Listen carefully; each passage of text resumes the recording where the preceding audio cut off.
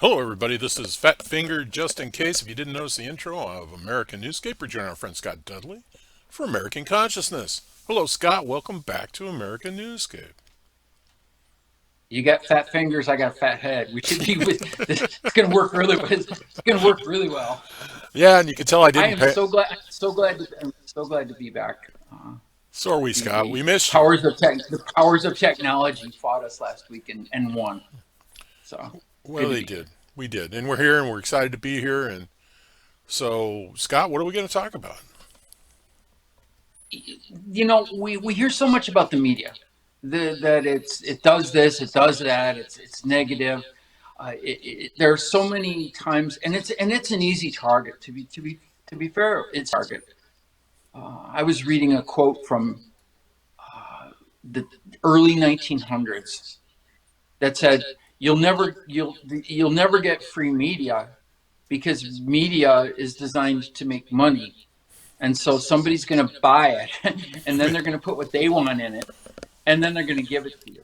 And that is true. We've talked about this on various aspects of the show before, where ultimately things are designed to trigger you and strike fear or outrage or some other strong emotion in you, because that's what they call nowadays. They call it clickbait.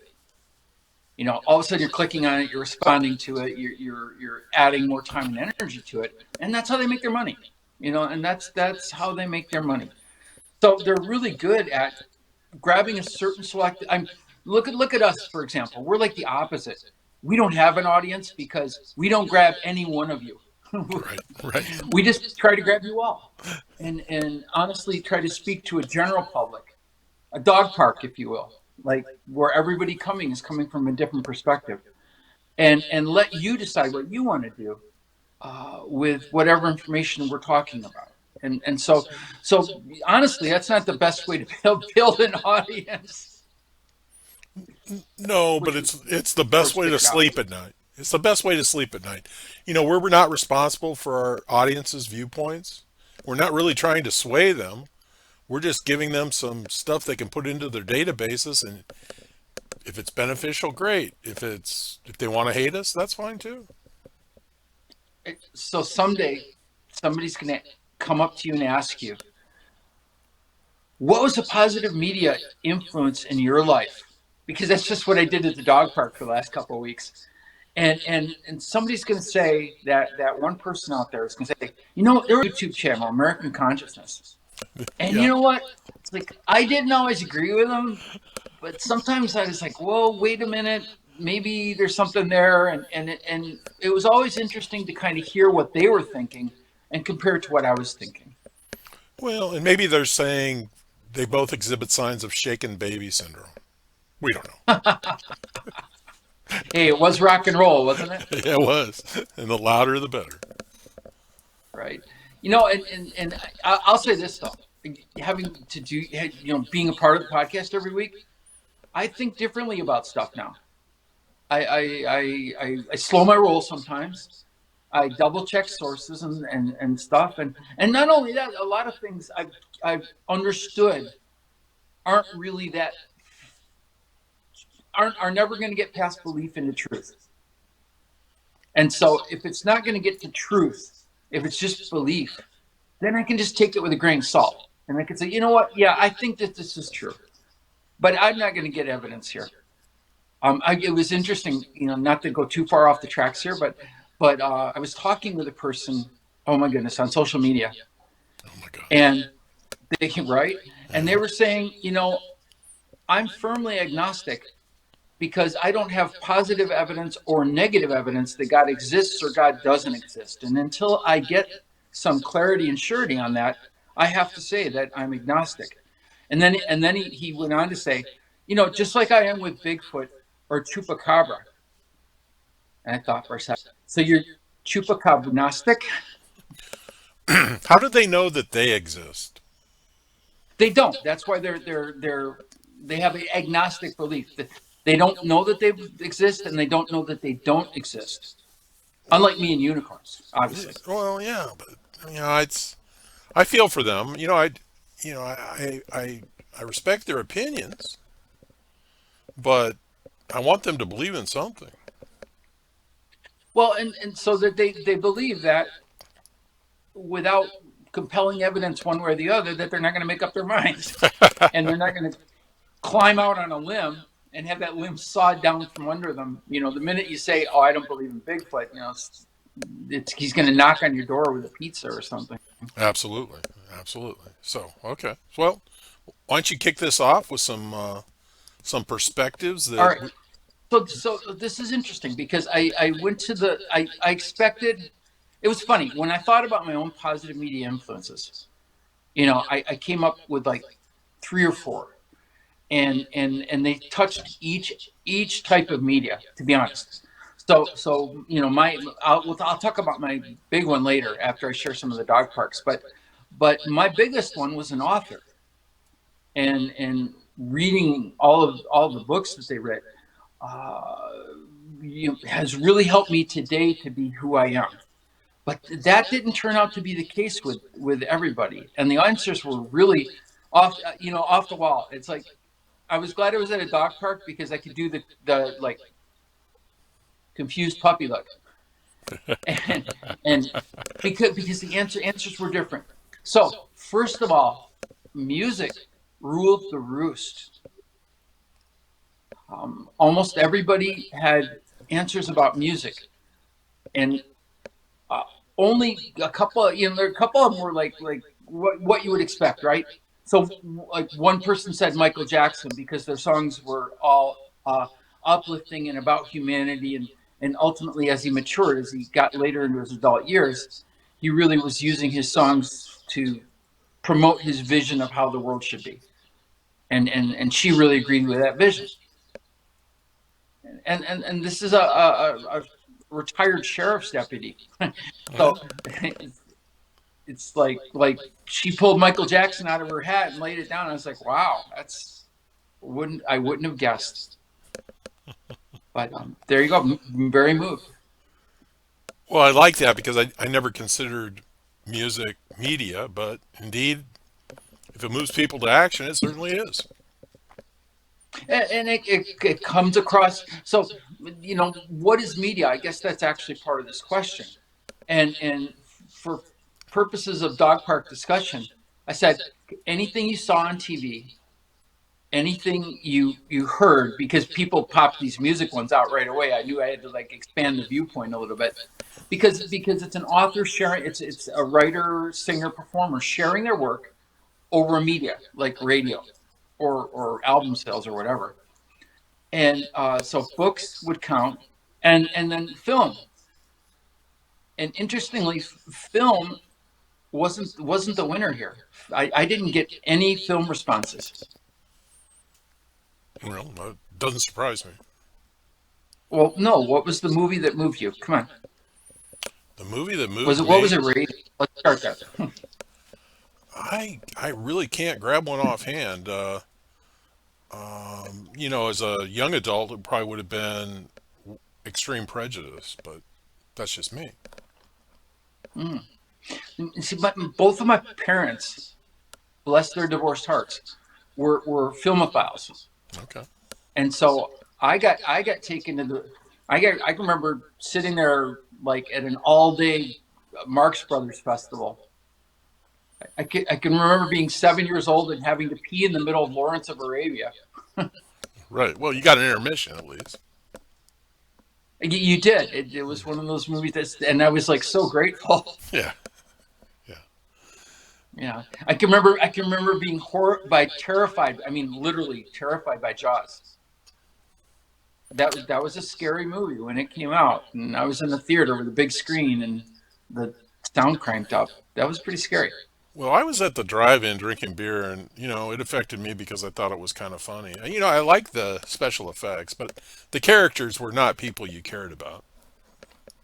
Oh, you know what? I actually liked the book too, and in the book the characters were much more complex. I fell asleep in Star Wars, the original, Well, I hate to admit it, I never went to Star Wars. couple of times. I never went to Star Wars, even though I kind of related to Chewie. Chewie was a big, funny affable, but deadly Sas- powerful. Intergalactic Sasquatch, so to speak. Yeah, yeah, yeah. There you Bigfoot. There you are. Okay, so what else did we get from them? Was there any TV that impacted them? I can think of songs that artists, musical artists, writers that impacted me, that helped shape me for various reasons. But this is a good perspective for me. I never considered that media, but it is. It's all media. It is, and I think for me, if I was going to go music, I would almost go like personally. Stevie Wonder was incredible. Like every little phase of his life that he went through, and how he managed to capture that in music, his sense of music. Prince is another one who everything that they did was so professionally crafted. And again, we've talked about musicians versus performers, and I think both of those people have elements of both. Well, But it wouldn't have been one of the big movers in my life. well, for me at a young age, one of my favorite artists, which most people would find odd, especially at what age I was Harry Chapin. Love And Harry. I saw Harry Chapin live a couple of times. I never did because by the time I wanted to see him, he was, half of his show was social issues. And I'm not judging him by that, but I'm not saying he wasn't right, but I wasn't going to pay to go sit through He always was making my dad guilty with the cats in the cradle song. it. Well, I he became one of my favorite artists when he did 20,000 pounds of bananas. And then I grew with it. Nice, And I grew with it. I grew into Harry Chapin. And I still go back and listen to his music. nice, nice. Very So, cool. so give me a real So, author that inspired you, Scott. all right. So, and this is number one on my list, and I know it's not high on yours, but Kurt Vonnegut has better prepared me to be a human being in this world, in this civilization, at these times than any other writer ever. And Oh. even if short story, for example, Harrison, I think it was Harrison Barnes, maybe Harrison for sure. Uh, it was in Welcome to the Monkey House, this book of short stories, and it was a place in society where everyone had to be equal, and what that meant was they all had to be brought down to a level of mediocrity. And Harrison was incredibly athletic and incredibly intelligent, and so he wore all of these handicaps to equal him out to everybody else. And um, he went, I don't know, berserk, and took over a stage and tore off all his handicaps and picked out a dancer and tore off her handicaps. And they had this amazing performance of they jumped so high they reached the stars kind of thing. And then security came out and shot him. And his mom and dad were watching on TV. It was a national TV broadcast, and his dad couldn't process the thoughts because he had a headache from the loud noises that were slamming into his head from his earphones to keep him equally intelligent with everybody else. And the mom said, "Well, I think something really sad just happened on TV that I can't quite remember it." And it was cool. And here's why it was cool. I'm going to go down the track. It was cool because it was easy to say, "Oh, this is socialism. We've equaled everything out, and this is the bland flavor of socialism or communism that we would get if we equaled everything out." But in fact, it was a kind of a reverse slam. It was kind of like, this is what capitalism and competitiveness wants you to think that this is. And that's what really made it interesting to me. So it wasn't that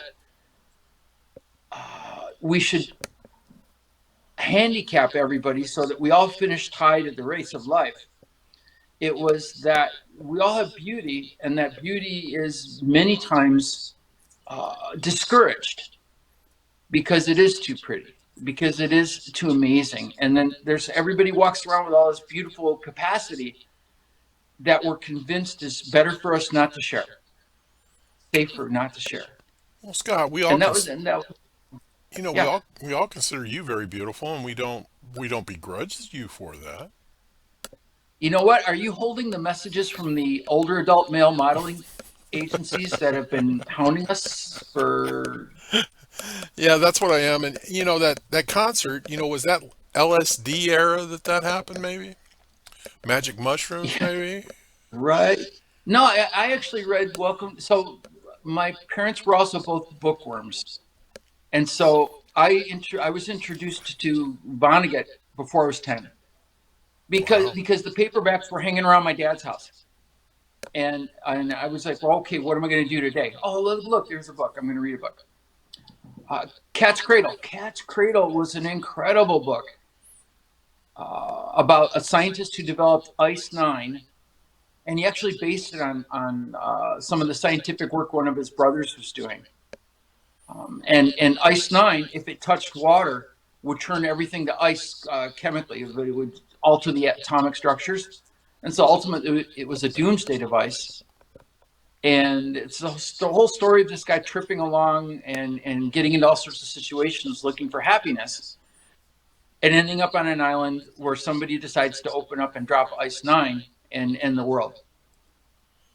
And it's an amazing book. It's a really Bakunanism. Bakunan was one of the guys who ended up in this island. His ship crashed, and he ended up on this island. And he ended up with this indigenous population of fairly simple people and a lot of poverty, nothing to sell, and developed a religion. And honestly, when I look at the tenets of Bakunanism, I'm like, this is so good. I mean, his first commandment, if you will, was that everything I'm saying is a lie. And I was like, dude, you just nailed religion. Now, now, Scott, to be fair, you do understand the difference between fiction and nonfiction, right? Oh, absolutely. Okay. These are nonfiction, and I like non. And I'm not gonna lie. I read fiction. I read lots of stuff, but a good story is a good story, Which would be fiction. which Um, would be fiction. yeah, yeah. I'd say the one book that probably had a greater influence on me was it put me in my place was, well, anything written by Melville. If you think you're all that in a bag of chips when it comes to writing, I suggest you don't read anything that Melville wrote. It's interesting because some of it, my enjoyment as a reader is in the crafting of the work. Yes. And the sentences and how they flow and how an idea comes out. I can appreciate that aesthetic value. And Melville was amazing. Yeah. Very very uh, deliberately careful, selective. There was never a word out of place, and there were never like a bunch of extra words hanging around. Right. Obviously, And there was a cadence to it. I mean, he probably created writing styles that were mimicked long after he was gone, but he seemed to oh yeah, implement them all. yeah, for sure. There is a sense to that, and that may actually be one of the reasons I liked Vonnegut. It was because there was kind of an anti-writer in him, and so he would, a paragraph would be 3 words sometimes, and I'm okay with that. If the story's good, if the narrative's good, and Melville not rock the narrative too. He was very good at getting in people's heads. Okay, why don't you give us some more stuff that came from the dog park? Here's one: the Ten Commandments. There you go. And this is another thing where I was like, wait a minute, the Bible is media. I hadn't really gotten my head around that when I asked. And so I said, well, why the Ten Commandments and not something else?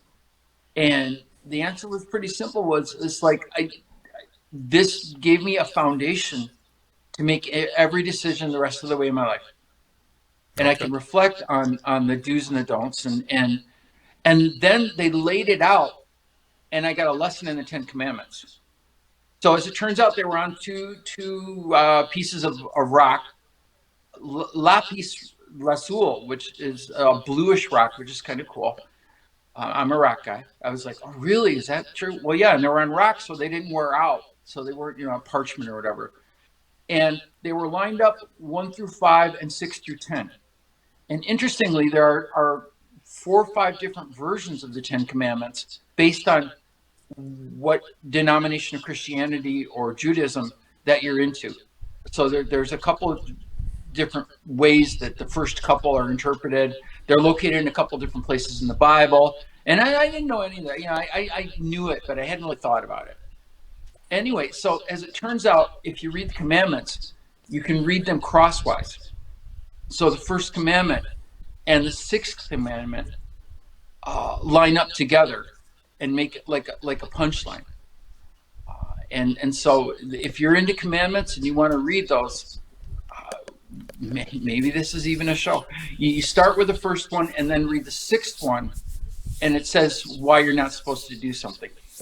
So like I think put no one before my name, and then I think that the crossover one is adultery, and it was like, because this is what you're doing. You're committing adultery in your heart if you're idolizing something before the jealous God. Well, to be fair, maybe one of the last prophets would have been Mel Brooks. Moses dropped one of the tablets. There were supposed to be 15 commandments. They're looking. Mel Brooks was amazingly reverent. I loved him. Yeah, he was. He very, very talented, and he inspired a lot of people with laughter and perspective. This can be funny if you look at it that way. You know what I liked about Mel was that he had a willingness to try every genre of movie.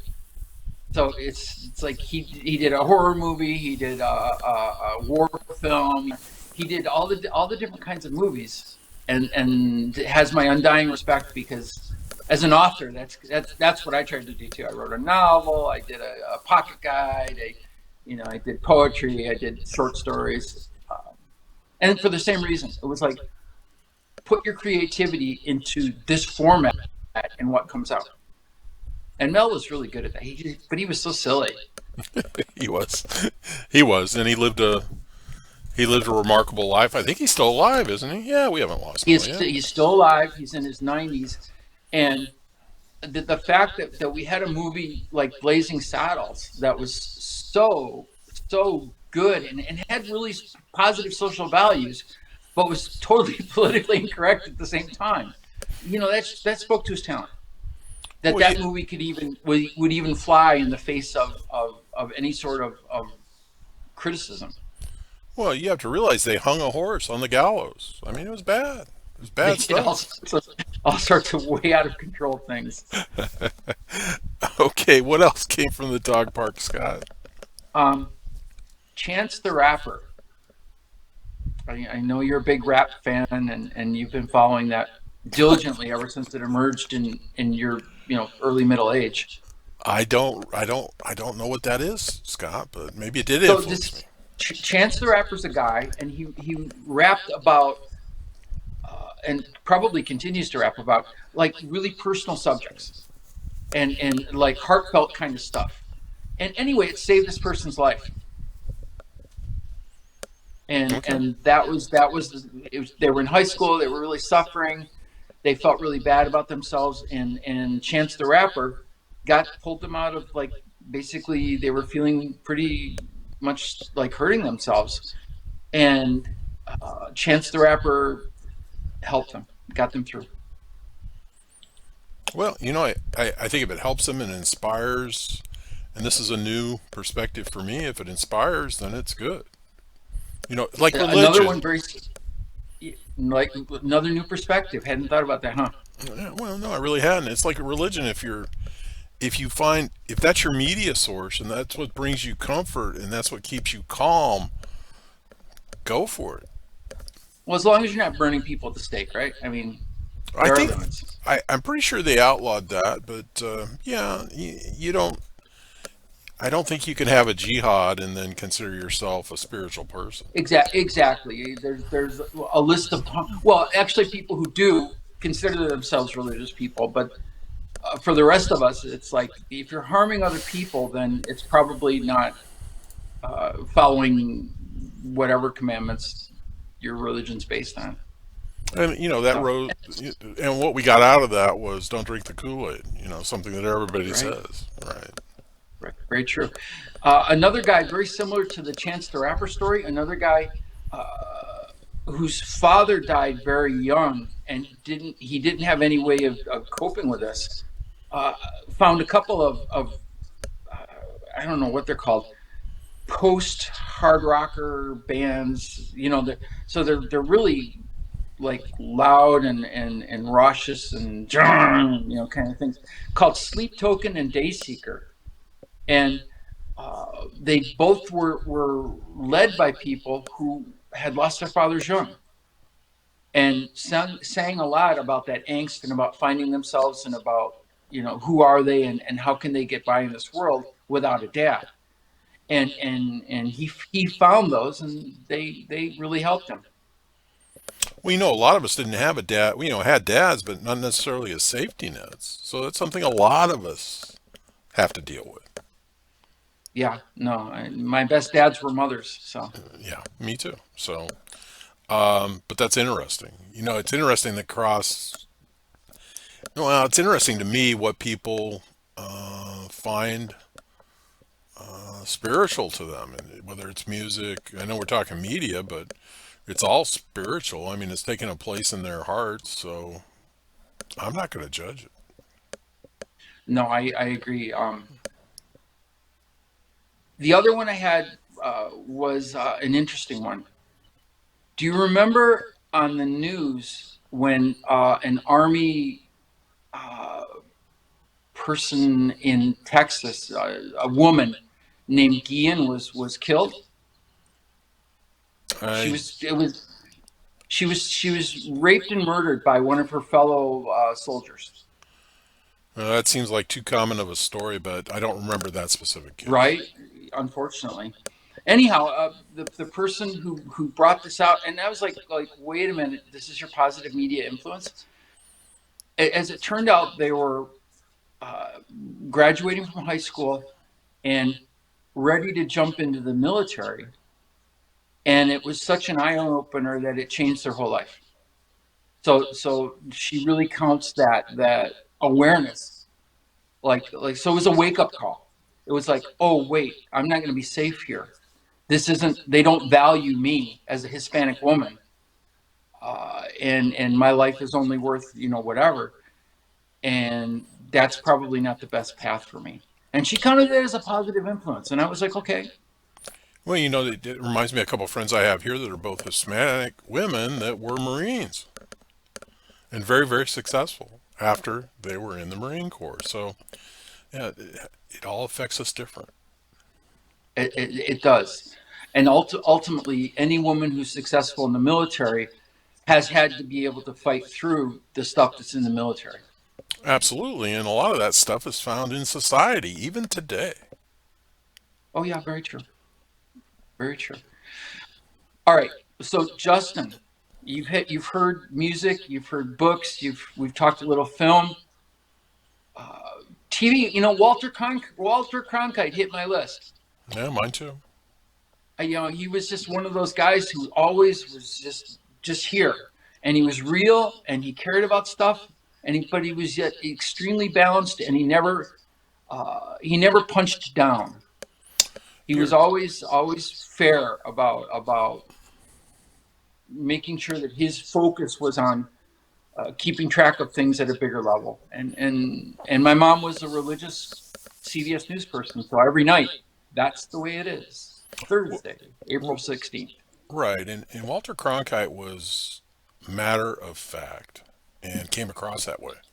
Came Yeah, across yeah, yeah. so credible that it was amazing. And I can think about Paul Harvey when I was a child because you just were salivating waiting for the rest of the story. And he put so much news out there that I probably would have never absorbed otherwise. He was really good at finding random things that nobody else was following and putting it out there. And then you're right, his commercial break. Right. And then coming back and finishing the story was always very good. Well, and it's back to that matter of fact. He came across matter of fact. You never question what he told you, even if it was a yarn. He could. So, did you ever lean into Andy Rooney at all, or Oh yes, I was gifted every one of Andy Rooney's books because I used to watch 60 Minutes as a child just to see Andy Rooney. So I had all these signed copies of Andy Rooney's books nice, because it nice? was all about perspective. Yeah, This is, that's exactly. and Andy's doing what we try to do. This is our perspective. I'm not telling you what to think. No, absolutely. So anyway, I think the takeaway today is that it's important to consider, not throw out the baby with the bathwater. The media has some real shortcomings, no doubt, and ultimately, many times doesn't have your best interests at heart because you're not paying them. you know, you're not their owner, and so it's important to use discernment in your relationships with media. But that being said, there's some life saving stuff out there. There's beautiful music. There's amazing writing. There are very great films. I mean, Godzilla. Yeah, yeah. Well, yeah, And there's even caring and accurate news. And that's a little bit harder to find. You have to sort through. You have to kiss 1,000 frogs. yeah. That's a good way to put it, Scott. Um, and I've learned. You've broadened my horizons, so to speak, with this episode, and I'm grateful for it because I'm one of the biggest media bashers on the planet. But I don't have to And focus you and I on. line up really close on that one. Yeah, but I don't have to focus on that.